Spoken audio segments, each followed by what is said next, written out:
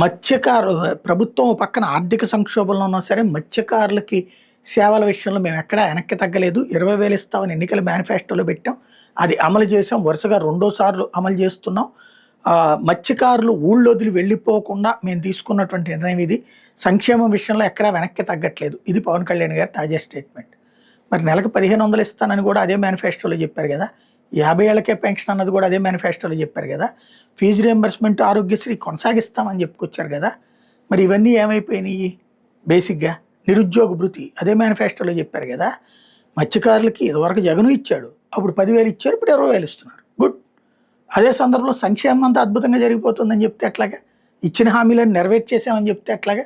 ఇంకోటి, ఈ హామీలు ఇచ్చింది 14.5 లక్షల కోట్లు అప్పు చేశాడని తప్పుడు ప్రచారం చేసిన సందర్భంలో జగన్ గురించి. ఇప్పుడు 10 లక్షల కోట్లు కూడా లేదని మీరే చెప్తుంటారు. అయినా సరే సంక్షోభంలో మేము చేస్తున్నాం ఇంకెట్లా చెప్తారు?